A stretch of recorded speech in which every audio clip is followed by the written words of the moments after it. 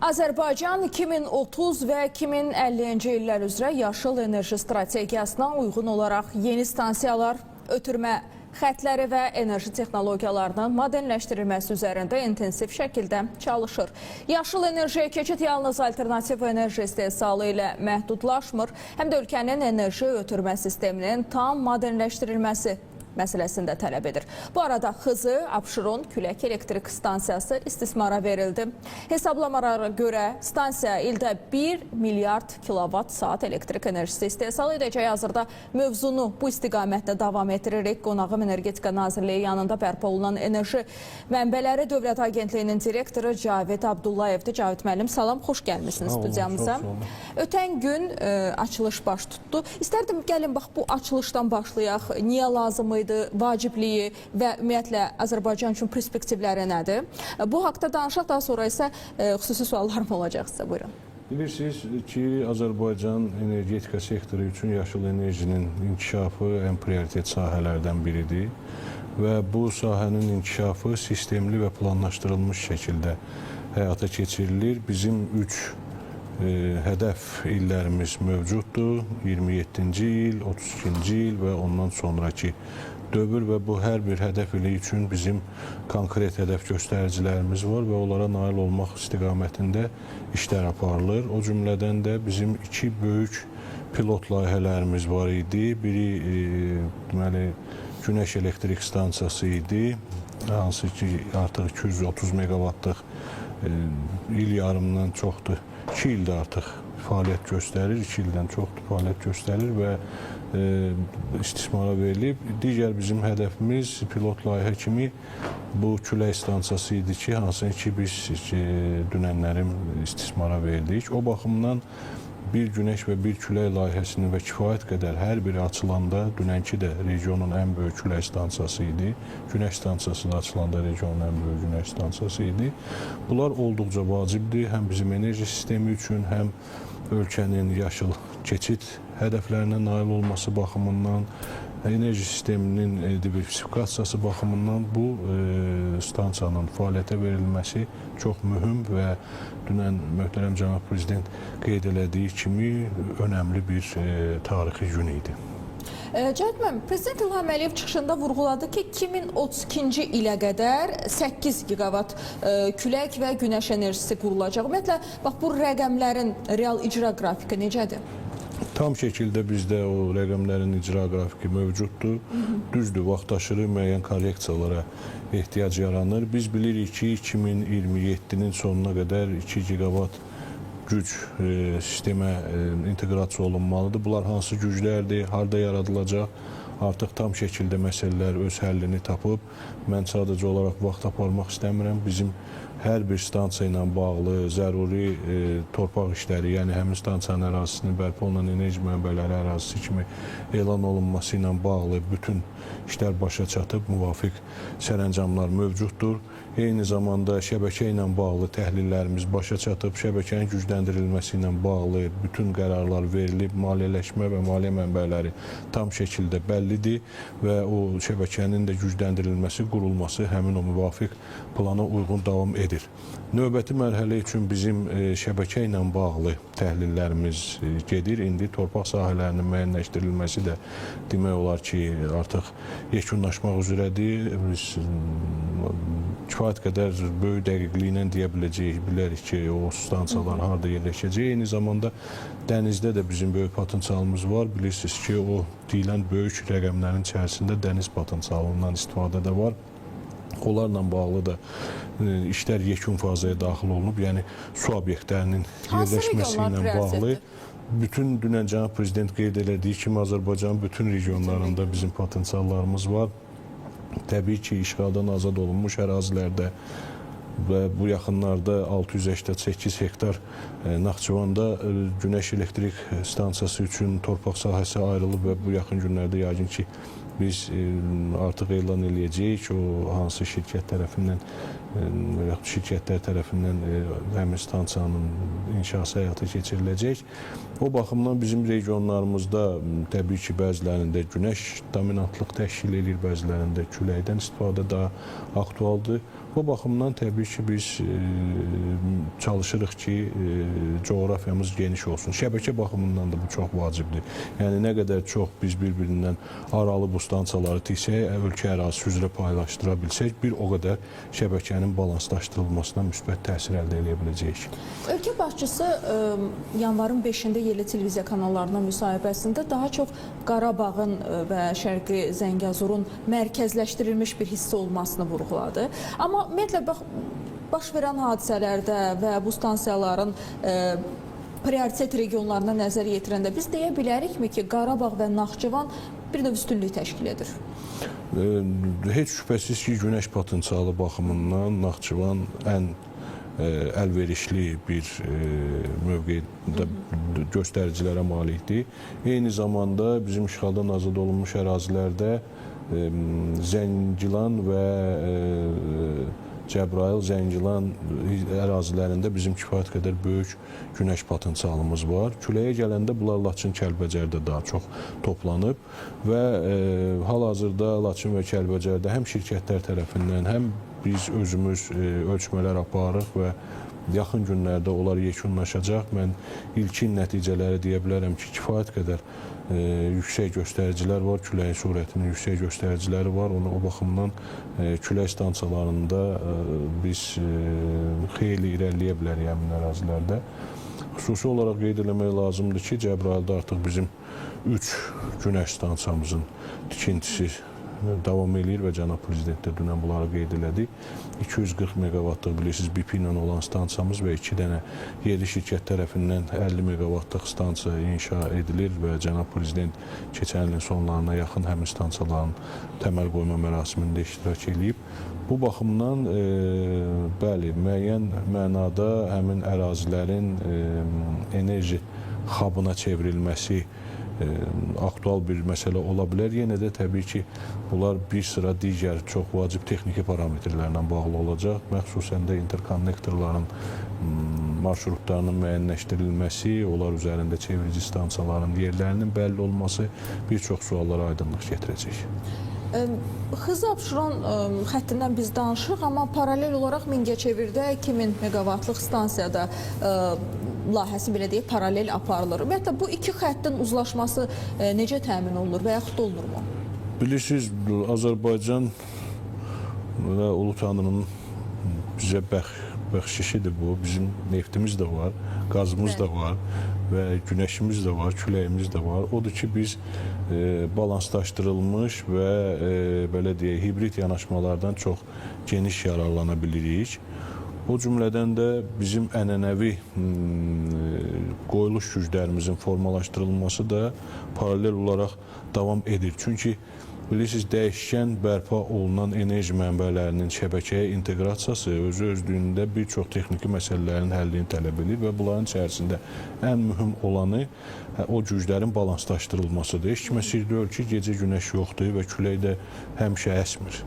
Və hər bir vətəndaşın evində isə dayanmadan işıq yanmalıdır və bizim bu digər enerji daşıyıcılarımızın olması bizə bu nisbətin ən optimal variantlarını tapmağa köməklik edir. Yəni nə qədər bizə bir model seçilməyib, biz hər bir istiqaməti istifadə edirik. Yəni proses, mən daha dəqiq deyim sizə, proses xüsusi məsləhətçi şirkətlərin cəlb olunması və Energetika Nazirliyi, o cümlədən bizim tərəfdaşlarımız Azərenerji və Azərişıqın birgə təhlilləri əsasında balanslaşdırılmış istiqamətdə gedir.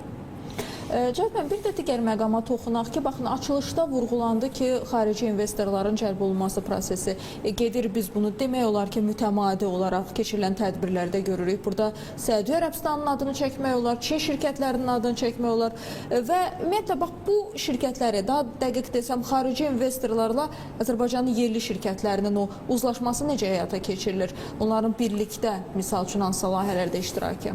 Dünən, məsələn, bir video sujet nümayiş olundu açılışda. Deməli, tikinti zamanı bu çox mürəkkəb konstruksiyadır. Yalnız onu deməyə yetərlidir ki, onun gövdəsi təxminən 100 metrdir və pərin biri 84 metrdir. Təsəvvür edə bilərsiniz buna boyda bir konstruksiya.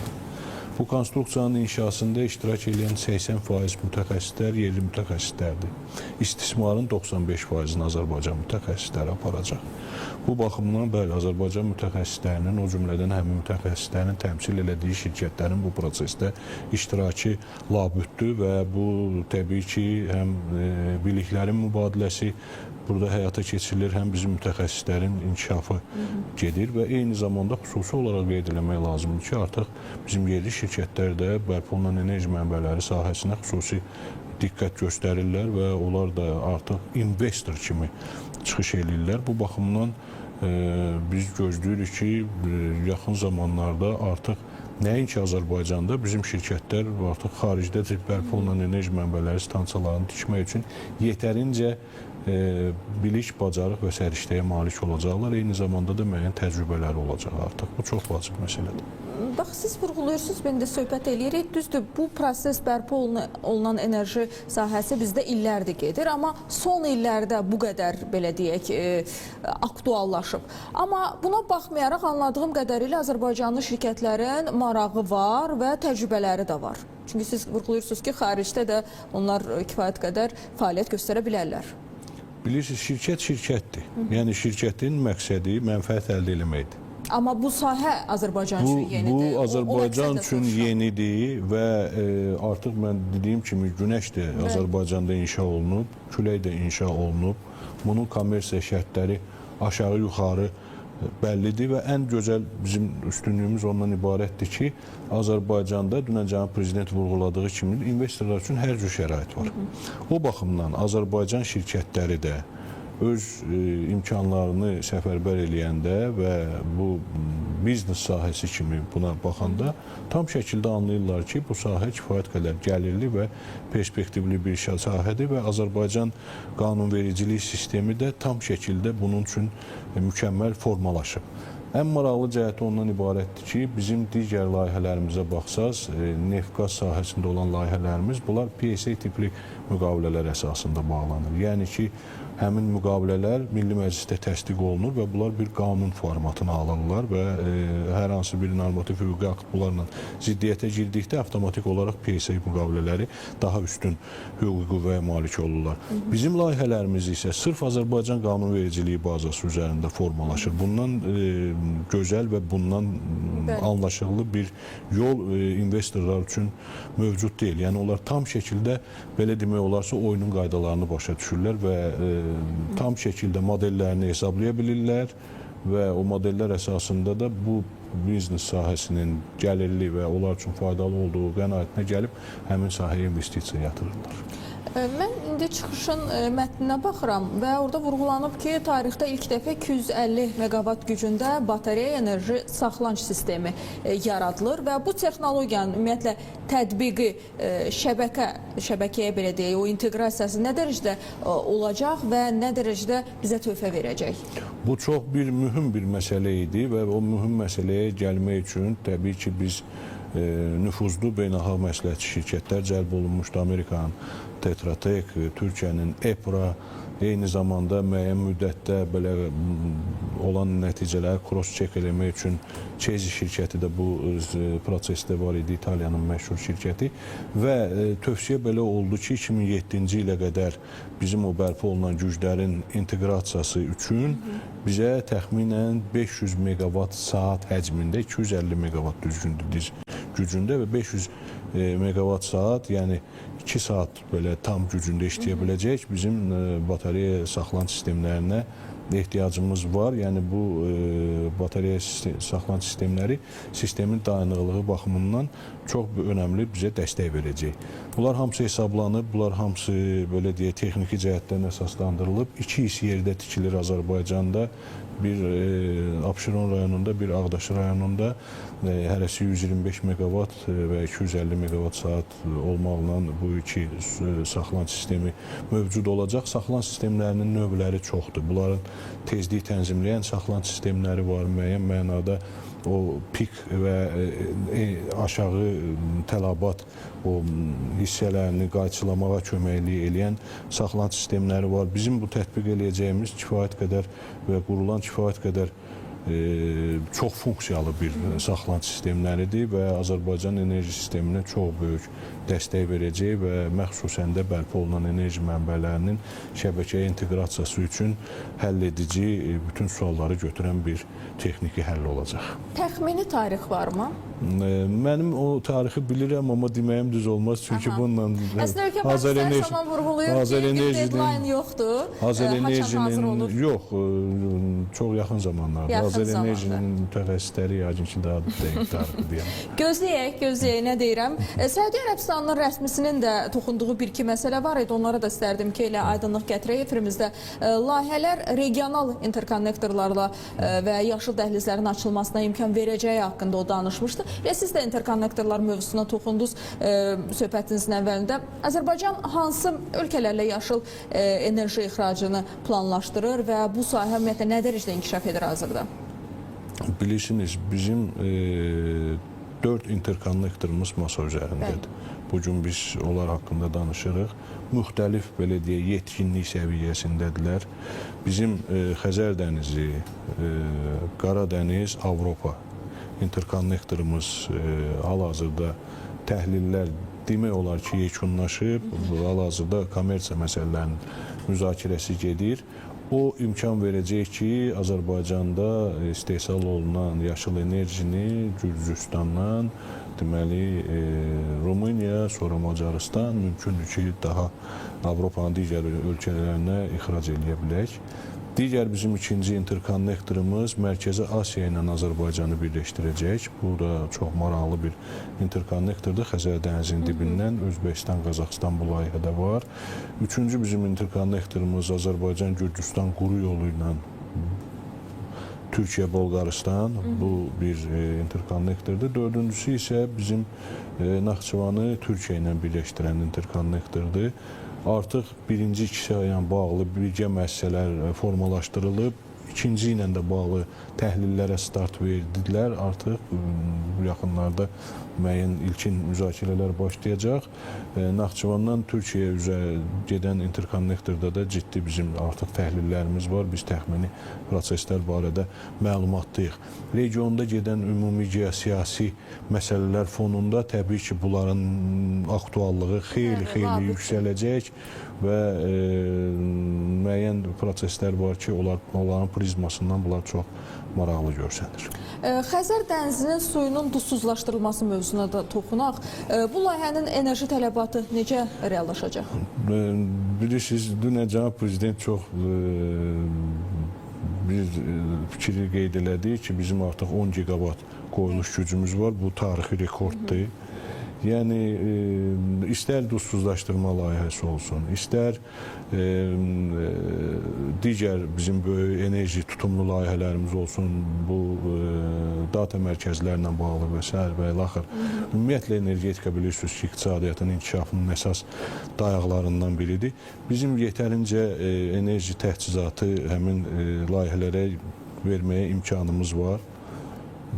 Sevindirici hadisədir ki, bu ildən bizim milyard yarım kilovat saat yaşıl, təmiz yaşıl günəş və küləkdən əldə olunmuş. Hələ mən onun üzərinə hidrostansiyaları da gəlsin, bu rəqəm biraz da böyüyəcək.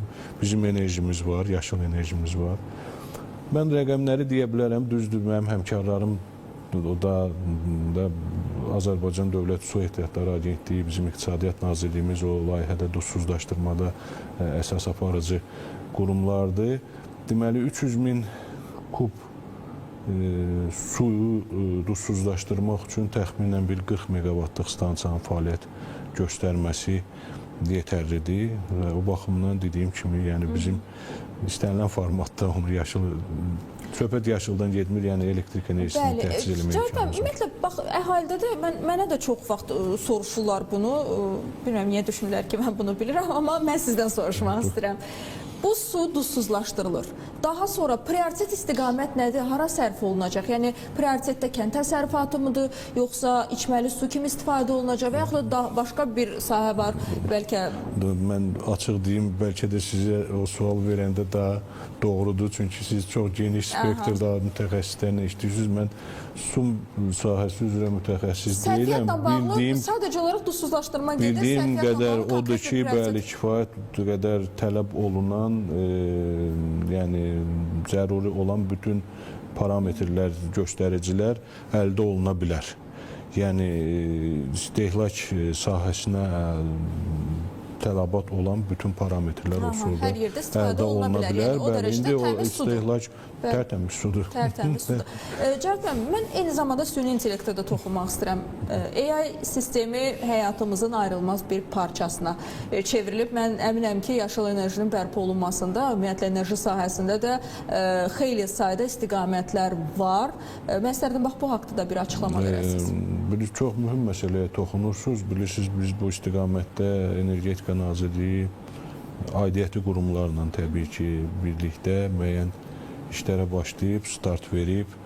Süni intellekt bilirsiniz ki, bu dəqiqə ən mühüm trendlərə çevrilir və bu sahədə müəyyən nailiyyət əldə etmək üçün onun enerji komponenti hökmən rəqabət qabiliyyətli olmalıdır. Yəni istənilən şərtlərə cavab verə biləcək səviyyədə olmalıdır. O baxımdan Azərbaycan çox perspektivli bir vəziyyətdədir. Çünki qeyd elədiyimiz kimi bizim həm enerji mənbələrimiz artıq diversifikasiya olunub, həm bizim yetərincə enerjimiz var. O data sentrləri və digər zəruri infrastrukturu dəstəkləmək üçün. Heç də təsadüfi deyil ki, məsələn, data sentrlərinin göstəricisi megavatla hesablanır. Bunlar da müəyyən mənada göstərir ki, enerji məsələsi süni intellektin inkişafında həll edici rollara sahiblənəcək və bizim yetərincə müzakirələrimiz var, yetərincə şirkətlər bizlə bu sahədə əlaqə saxlayırlar və yəqin ki, yaxın zamanlarda müəyyən təhlillər var, müəyyən qurumlarda işlər gedir. Bu yerli şirkətlərdir, yoxsa xarici? Yerli şirkətlər də müəyyən sahədə bu işə dəstək verirlər, amma təbii ki, biz çalışırıq geniş spektrdə bu məsələləri öyrənək. Bundan əlavə müəyyən strateji sənədlər var, o strateji sənədlərdə də bu mövqeləri, yəni məhz o süni intellektə xidmət göstərəcək enerji segmentinin formalaşdırılması ilə bağlı müəyyən məsələləri əks elətdirək ki, bu prosesdə hansı ölkələrlə əməkdaşlıq edirik? Bizim yəni süni intellekt platformasında nəzərdə. Təbii ki, orada dünyanın dominant ölkələri var. Yenə də mən qayıdıram bu yaxki vəziyyətə. Biz bilirik, biz bunun enerji təchizatı hissəsini bilirik və elə həmin şirkətlər, tutaq ki, dünənki Aqua Power şirkətinin xüsusi bir istiqaməti də var, Datavolt şirkət. O şirkət sırf süni intellektlə məşğuldur və artıq Özbəkistanda müəyyən layihələri də var. Yəni, bütün bu texnoloji cəhətdən öncül olan şirkətlər bu və ya digər formada süni intellekt tərəfinə baxırlar. Ona görə də mövcud formalaşmış əlaqələr bizdə imkan verir ki, o sahədə də gedən işlərlə bağlı təcrübələri toplayaq. Təbii ki, indi orada müəyyən prosesorlardır, müəyyən digər tələb olunan qurğulardır ki, onların istehsalçıları bəllidir, hansı ölkələrdir, o istiqamətdə də mən yenə deyirəm, onunla məşğul olan qurumlar var və Cavit müəllim, süni intellekt inkişaf edir, amma hələ ki inkişaf prosesindədir. Misal üçün, mən öz sahəmiz üzrə şərh verə bilərəm ki, hələ ki süni intellektin təsvir olsun ki, jurnalistikada istifadəsi o qədər də güvənilir deyil, bəzi informasiyaları səhv təqdim edir. Bu enerji sahəsində də hələ də belədir, yoxsa artıq tam rahat ola bilərik? Deməli, baxır nə üçün tətbiq edirsiniz də, məsələn, SCADA sistemlərinin işləməsi üçün yetərincə sınaqdan keçib və kifayət qədər uğurlu nəticələr verir. Eyni zamanda qeyd eləmək lazımdır ki, bax o tokenizasiya, sonra onların o süni intellekt sistemlərinin təlimlənməsi, belə deyək də, onlar çox vacib məsələlərdir və son nəticədə belə qeyd eləyək ki, o məhsul kimi satılan da məhsullardır. O baxımdan əlbəttə ki, jurnalistika hamımıza bəllidir ki, bu bir yaradıcı sahədir və bu yaradıcı sahədə süni intellektin tam olaraq inkişaf perspektivləri yəqin ki, o qədər də surətdə olmaz ən azından. Amma enerji sahəsində bu energetikadır belə və digər sahələrdədir. Yəni mən yenə deyirəm, yəni baxırsınız onun hansı sahəsində hansı sahədə və necə istifadə edirsiniz? Cəbhəm, bax, dünya bərpa olunan enerjidən biz danışırıq. COP29 kimi nüfuzlu tədbirə ev sahibliyi etdik, amma bəzi hallarda belə bir fikirlər də səslənir. Ələxüsus Amerika Birləşmiş Ştatları mediasında Trampın siyasətindən sonra ki, bərpa olunan enerjidən uzaqlaşmaq lazımdır. Amma mənim sualım Azərbaycanla bağlıdır. Azərbaycanın siyasətində hazırda bərpa olunan enerji biz görürük hansı səviyyədədir və biz deyə bilərikmi ki, gələcək bundadır? Bilirsiniz, o kifayət qədər mürəkkəb sualdır. Onun üçün yəqin ki, müəyyən qədər fəlsəfə ilə məşğul olmaq lazımdır, müəyyən işlərlə. Mən kinovnik kimi qarşıya qoyulan tapşırıqları icra edirik və dünənki tədbir və orada olan abu-hava, orada səslənən fikirlər göstərir ki, Azərbaycanın hədəfləri var yaşıl enerji sahəsində və bizim də bizə həvalə olunan sahədə əsas işimiz o hədəflərə nail olmaq üçün zəruri olan addımları atmaqdır. Digər məsələlər artıq gələcəyin mövzusudur, belə deyək. Kifayət qədər bəli və təhlil olunmalı və yəqin ki, müvafiq qərarlar qəbul olunmalı məsələlərdir. Cahit müəllim, çox sağ olun, təşəkkür edirəm suallarımızı cavablandırdığınız üçün və məsuliyyətli işinizdə uğurlar arzu edirik. Yeni informasiyalar gözləyirik sizdən və vurğulayım ki, studiyada qonağımız Cavid Abdullayev idi, Energetika Nazirliyi yanında bərpa olunan Enerji Mənbələri Dövlət Agentliyinin direktoru. Biz onunla birlikdə ötən gün elə ölkə başçısının da iştirak etdiyi Xızı-Abşeron stansiyasının açılışı və ümumiyyətlə bu sahədə bərpa olunan enerji sahəsində, energetika sahəsində Azərbaycanın gördüyü işlərdən və hədəflərindən danışdıq.